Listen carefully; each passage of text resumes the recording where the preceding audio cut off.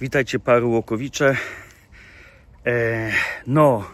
Dzisiaj chciałbym się podzielić własnym doświadczeniem choroby troszkę, bo miałem zaplanowaną operację Achillesa. Trudno się poruszać, ale dostrzegam wiele pozytywnych sytuacji takiego wyłączenia z codziennego funkcjonowania. To w ogóle pierwsza operacja w moim życiu i pierwszy pobyt w szpitalu w moim życiu, więc w tym kontekście mogę powiedzieć, że spotkało mnie dość duże szczęście, dlatego że po pierwsze nie pracowałem, po drugie nauczyłem się troszkę innego funkcjonowania, po trzecie zobaczyłem, jak to jest kiepsko być osobą zależną od innych, ale też zobaczyłem, że inni bardzo się przejęli moją sytuacją i chcieli mi pomóc, więc choroba czasem pokazuje, na kogo tak naprawdę możemy liczyć, ale to, co najbardziej odczuwam, to, że przed operacją, po operacji, tuż tydzień po operacji, czy 2 tygodnie po operacji, ja praktycznie cały czas spałem. Ja kiedyś mówiłem wam o deprywacji snu, jaka mnie spotyka, że tak naprawdę przez wiele lat nie dbałem o higienę snu, a przecież wszyscy wiemy, jak ona jest ważna i jak ona zyskuje na znaczeniu w świecie zdominowanym przez nowe technologie. Więc dzisiaj troszkę o tej deprywacji snu. Niestety organizm ludzki nie jest taki, że można się najeść na zapas, albo się wyspać na zapas, albo się poprzytulać na zapas. Szkoda, że nie mamy takich możliwości, ale po 3 tygodniach takiej choroby, takiego poruszania się o kulach, takiego zwolnienia, niepracowania, niejeżdżenia, ja po prostu najnormalniej w świecie jestem wypoczęty. I ja nie stawiam sobie jakichś specjalnych, wiecie, wymagań czy postulatów na 2025 rok, ale jeden chciałbym, żeby się rzeczywiście spełnił, bo jak się spełni, to on będzie rezonował pozytywnie i na moje zdrowie psychiczne, i na moje zdrowie fizyczne, i na moje zdrowie takie somatyczne, a mianowicie chciałbym po prostu się wysypiać. Ta deprywacja snu, to ciągłe niedospanie, to ciągłe przemęczenie rzeczywiście, no po pierwsze wpływa bardzo mocno u nas na problemy z funkcjonowaniem naszego mózgu. Na pewno nasza pamięć i nasza koncentracja uwagi nie jest tak dobra, jak w momencie, kiedy się wyśpimy.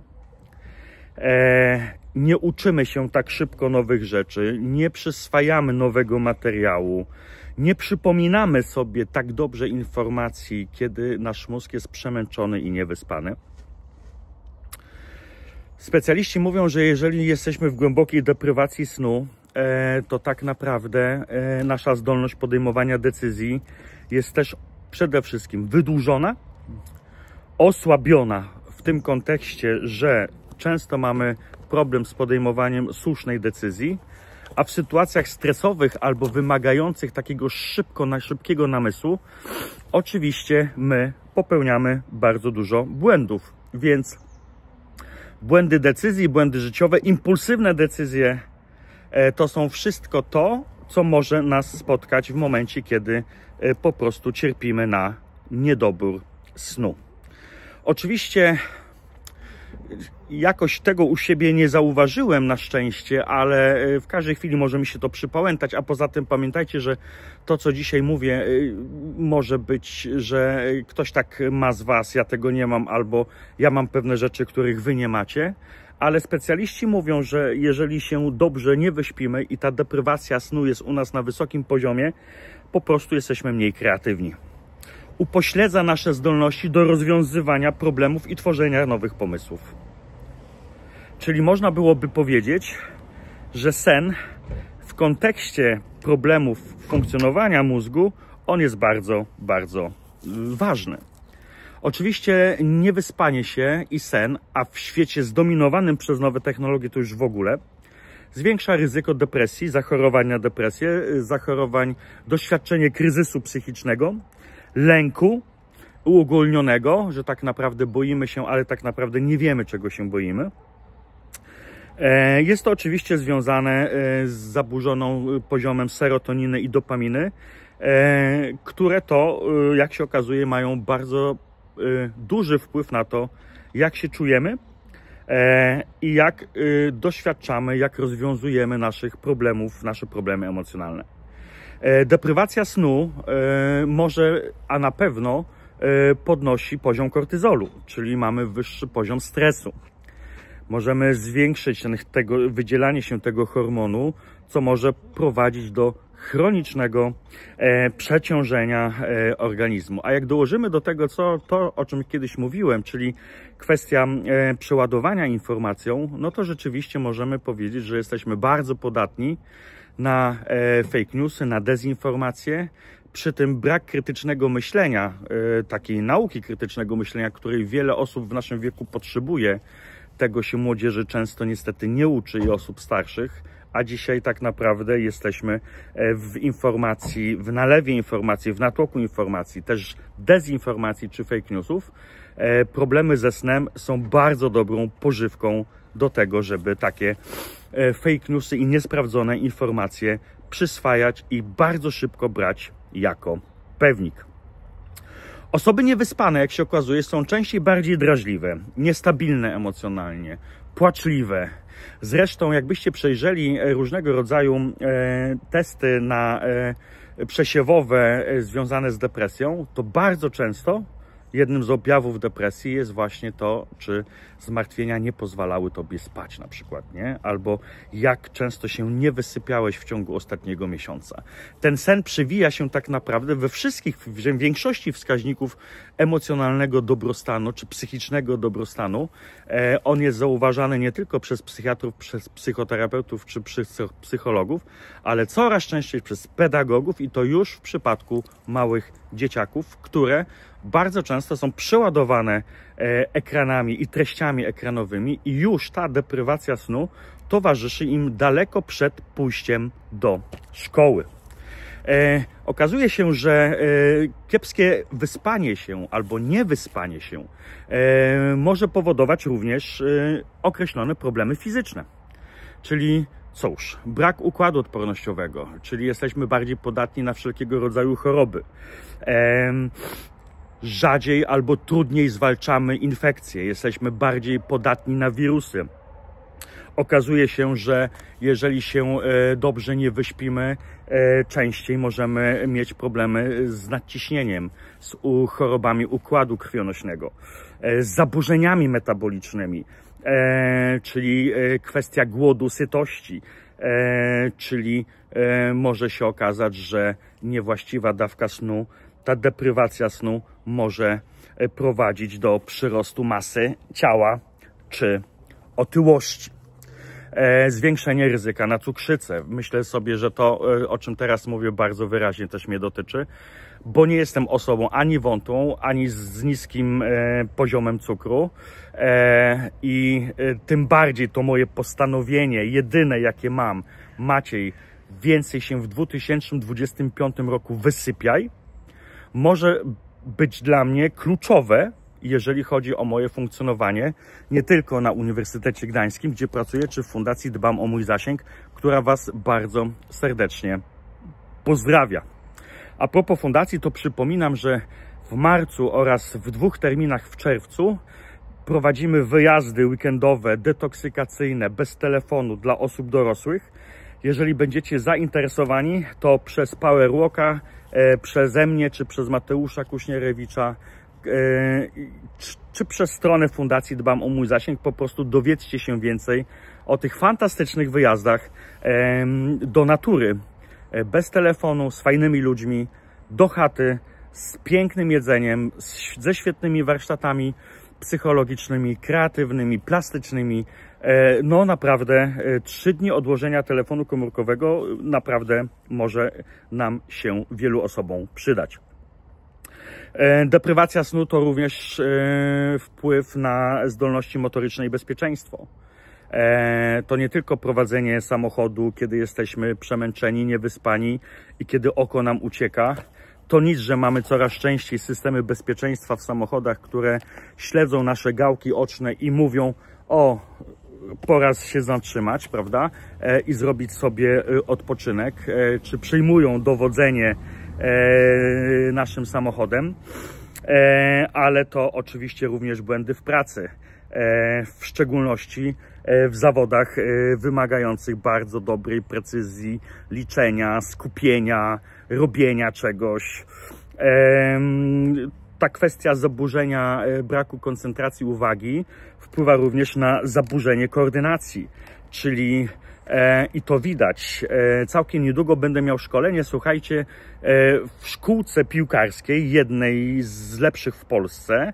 Okazuje się, że trenerzy piłki nożnej, młodzieży czy młodzików i juniorów potrzebują bardzo dobrego szkolenia dla ich młodzieży, dla zawodników, bo oni bardzo często mają problem z tym, że przychodzą na trening albo uczestniczą w meczach piłki nożnej, ale są totalnie niewydolni, dlatego że dzień przed treningiem czy dzień przed zawodami do nocy siedzieli w telefonie komórkowym i przeglądali różnego rodzaju treści. Więc ten wpływ na zdolności motoryczne i bezpieczeństwo, on jest naprawdę bardzo, bardzo szeroki. I tak naprawdę można byłoby powiedzieć, że docelowo deprywacja snu może najnormalniej w świecie prowadzić do pogorszenia się naszego życia, jakości naszego życia, niosąc za sobą takie właśnie długoterminowe skutki zdrowotne. To, o czym już mówiłem, czyli choroby przewlekłe, skrócenie długości życia, niewydolność, kiepskie relacje, kiepskie więzi, brak siły na zajęcie się własnymi dziećmi i spędzanie z nimi czasu. Naprawdę to, co sobie będę wpisywał w 2025 roku w kalendarz, to będę wpisywał 3 rzeczy, a mianowicie czas na sen, czas bez ekranów i czas bez nowych technologii. Te 3 rzeczy to jest dla mnie triada na rok 2025. Te 3 rzeczy, jeżeli mi się uda w jakiś sposób nad nimi zapanować w 2025 roku, to jestem na pewno mocno osobą wygraną. Więc sen daje nam bardzo dużo rzeczy. My teraz cały czas mówiliśmy o deprywacji snu, o tym, co się dzieje, kiedy tego snu jest za mało, ale obróćmy teraz kota ogonem i powiedzmy sobie w takim razie, co nam daje dobry sen. No przede wszystkim okazuje się, że tylko w czasie snu nasz mózg ma szansę na regenerację. Oczywiście czasem wpadamy w taką pułapkę, a odpocznę sobie i obejrzę sobie coś na Netflixie. Oczywiście to jest oksymoron, to się nie wydarzy. Mózg tak naprawdę regeneruje się tylko w czasie snu bądź medytacji, modlitwy, skupienia, takiego wyciszenia. To nie jest tak, że on mniej pracuje. Specjaliści mówią, że w czasie snu to nie jest tak, że nasz mózg się odłącza. On bardzo dużo procesów przerabia. Przede wszystkim usuwa różnego rodzaju toksyny, odłącza różnego rodzaju połączenia nieaktywne, nawiązuje nowe. Więc można byłoby powiedzieć, że dobre spanie, dobre zaplanowanie spania będzie tutaj kluczowe dla tej regeneracji naszego mózgu i ciała. Pozytywny wpływ na zdrowie psychiczne, czyli lepszy nastrój, lepsze więzi, lepsze relacje, większa wola życia, prężność życiowa, uśmiech, patrzenie w górę, a nie w dół, nieprzesypianie, większa koncentracja uwagi. Jeżeli byśmy przyjęli proste założenie, że budowanie więzi to również aktywne słuchanie, no to umówmy się, aktywne słuchanie może się zadziać tylko wówczas, kiedy rzeczywiście jesteś skoncentrowany na tym, co do ciebie druga osoba mówi. Ale jeżeli jesteś niewyspany, ta koncentracja automatycznie jest o wiele niższa. Produktywność w robocie. Wiele osób, już nie mówię o tej produktywności związanej z tym, że wiele osób, które zarządza firmami, skarży się na to, że ich pracownicy zamiast pracować przeglądają media społecznościowe, czy robią inne rzeczy niezwiązane z pracą w czasie pracy, to jeszcze do tego można byłoby powiedzieć, że dochodzi sen, pokładanie się, zwolnione tempo pracy i tak naprawdę z 8-godzinnego trybu pracy mamy efektywnej pracy 1,5 godziny. No to umówmy się, ale każdy pracownik czy pracodawca nie chciałby mieć takiego pracownika, więc coraz więcej firm wpada na pomysł, żeby ich pracownicy byli wyspani, albo wypoczęci, albo mogli się w miarę szybko zregenerować. To robią różne rzeczy, żeby ten sen w jakiś sposób uregulować. Nawet są firmy, które mają pokoje wyciszone, gdzie można się po prostu na 15-20 minut przespać, bo wiemy, że taka power drzemka 15-20 minutowa, ona może poprawić efektywność pracy na kolejne 4 godziny pracy. Dobra jakość snu również zapobiega uzależnieniom technologicznym. Pozwala nam rozwijać się, uczyć się nowych rzeczy, przyswajać nowe informacje. Więc można byłoby powiedzieć, że no, tych korzyści jest bardzo, bardzo dużo. Korzyści związanych ze snem. A co mają ekrany do zaburzenia snu? Bardzo dużo. Już wiele razy mówiłem, że oznaką higieny cyfrowej to jest sytuacja co najmniej, w której nie bierzemy telefonu ze sobą do łóżka i to mi się udaje robić w 2025 roku już od samego początku, ale też godzinę, 2 przed zaśnięciem odkładamy jakiekolwiek nowe technologie, żeby przyzwyczaić mózg, przygotować mózg do spania. Mózg musi być przygotowany do spania. Nie możemy wejść do łóżka z bombą w głowie, bo właśnie skończyliśmy przeglądać 3. godzinę internetu, TikToka, Snapa, Instagrama czy Netflixa. To tak jak trzeba się dobrze przygotować do wyzwania, podjęcia wysiłku fizycznego, co mi się nie udało, tak wiem, że do takiej, by się można było powiedzieć głupiej, ale bardzo ważnej czynności jak wyspanie się, trzeba się po prostu przygotować. Ekrany zakłócają to przygotowanie, ewidentnie. Mamy zakłócenie produkcji melatoniny. Przypominam, że barwa światła emitowana przez urządzenie ekranowe jest łudząco podobna do barwy wschodzącego słońca, więc naszemu mózgowi po prostu nie chce się spać, bo cały czas uważa, że jest jeszcze jasno. Więc to niebieskie światło oszukuje mózg, sprawdzając, że wydaje nam się, że jest dzień, kiedy tak naprawdę jest 22, 23 czy północ. Poprzez narzędzia ekranowe skrócamy czas snu. Wiemy, że czas snu musi mieć nie tylko swoją jakość, ale również musi mieć swoją długość. I nikt mi nie powie, że 3-godzinny sen czy 4-godzinny sen jest zdrowy w momencie, kiedy nasz mózg potrzebuje tego snu 6 godzin, 7, 8 czy nawet 10, w zależności od tego, ile mamy lat. Pamiętajcie, że urządzenia ekranowe tuż przed snem pobudzają nasz mózg. Oglądamy treści, które są dynamiczne, wielobarwne, wielowątkowe, pochodzące z wielu źródeł. To nie jest bardzo często długa treść, to są krótkie teksty, shortsy, które to są 30-sekundowe, 1-minutowe, 1,5-minutowe materiały, które się ciągle zmieniają. To jest ta kwestia scrollowania. My nawet nie jesteśmy często w stanie dotrzeć do końca minutowego filmu, a już przerzucamy wzrok na dalszy. Czyli można byłoby powiedzieć, że ten nasz mózg jest bardzo mocno pobudzony. Branie ze sobą telefonu do łóżka wszędzie, korzystanie zawsze i wszędzie, kosztem snu, pracy, efektywności, relacji jest oznaką również uzależnienia od nowych technologii. Więc to nie jest tylko to, że skraca nam się sen, że jesteśmy bardziej niewyspani, ale po prostu stajemy się osobami uzależnionymi, a jakiekolwiek uzależnienie, również uzależnienie od nowych technologii, prędzej czy później będzie rujnować Twój dobrostan zdrowia psychicznego, fizycznego, społecznego, czy jak często mówię, duchowego.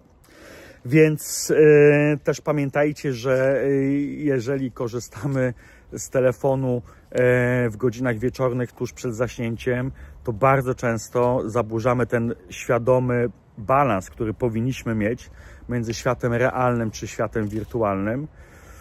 Fundacja Dbam o mój zasięg zawsze mówi, że nie chodzi o zabieranie smartfonów, nie chodzi o nieużywanie telefonów, ale chodzi o to, żeby balans między byciem w sieci i świadomym byciem poza siecią był bardzo widoczny, bardzo realny i przede wszystkim doświadczalny przez nasze ciało. Bardzo często jest tak, że przez cały dzień nie możemy używać telefonu komórkowego i jedynym możliwym, dostępnym czasem, żeby się nachapać ekranów, jest czas wieczorny, ale to tym bardziej jest to szkodliwe. Jeżeli tak mamy i nie możemy tego zmienić, to zróbcie wszystko, żeby do czasu wieczornego rzeczywiście ta ekspozycja na ekrany była jak najmniejsza. To już lepiej sobie rzeczywiście zrobić spacer godzinny, półgodzinny przed zaśnięciem. Nasz mózg będzie inaczej się zachowywał, kiedy będzie używał telefonu, internetu po wysiłku fizycznym, w tlenie, po spacerze, niż po ciągłym zamknięciu w domu. Więc co robić? Jak minimalizować tą kwestię wpływu ekranów na sen? No przede wszystkim ograniczenie ekranu tuż przed zaśnięciem. Po drugie, zarządzanie przestrzenią, czyli nie branie telefonu w żaden sposób i nigdy ze sobą do sypialni.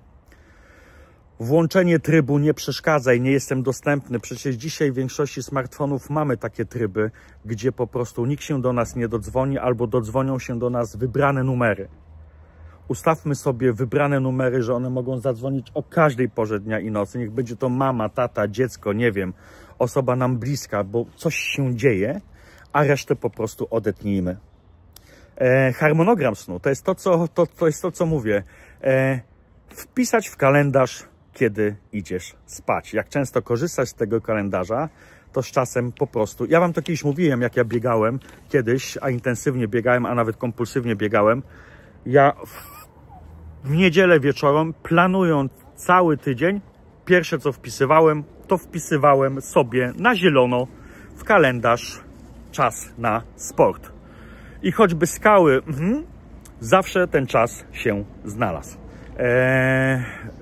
Oczywiście łatwo być niewolnikiem kalendarza, ale czasem są takie osoby, które często tym kalendarzem się posługują i wychodzą z założenia, czego nie zaplanujesz, tego to się nie wydarzy, więc to jest moje postanowienie na najbliższy rok, czyli wpisywać w kalendarz czas bez internetu, dobry sen i coś jeszcze? Coś było trzeciego, ale teraz mi to umknęło, a nie chcę się na tym koncentrować. Pozdrawiam Was bardzo serdecznie z Sopotu. Rany goją się jak na psie. Niedługo zdjęcie szwów. Chodzenie przez 5 tygodni w ortezie. Więc uczę się, ale cały czas się wysypiam. Planuję sobie już kalendarz na marzec, kwiecień, bo już będę mógł jeździć i pracować. A Was bardzo mocno serdecznie pozdrawiam. Życzę Wam dobrego planowania, dobrego snu, dobrego używania nowych technologii, dobrych ludzi wokół. Widzimy się za 2 tygodnie. Pamiętajcie o naszych wyjazdach offline dla dorosłych. Jak wejdziecie na stronę fundacji, czyli dbamomójzasięg.pl, wejdziecie w projekty. Tam jest projekt tu i teraz. Zobaczcie, jakie są terminy, możecie do nas dołączyć. Piszcie do mnie śmiało. A już w lutym, w połowie lutego startujemy z rekrutacją dzieci na nasze kolonie. 10 dni offline dla dzieci, nie tylko w słupkowych, jak mieliśmy to do czynienia i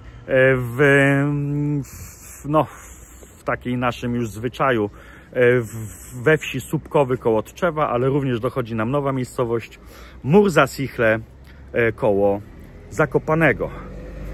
1 sierpnia, 10 sierpnia pierwszy turnus i 15 sierpnia, 24 sierpnia drugi turnus. Trzymajcie się, dobrego dnia, dobrego snu. Pozdrawiam Was, Maciej Dębski. Trzymajcie się, do zobaczenia. Cześć.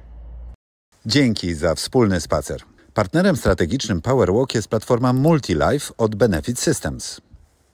Masz pytanie? To zadaj je w komentarzu. To był PowerWalk, Twój podcast w ruchu. Razem idziemy małymi krokami ku wielkim zmianom.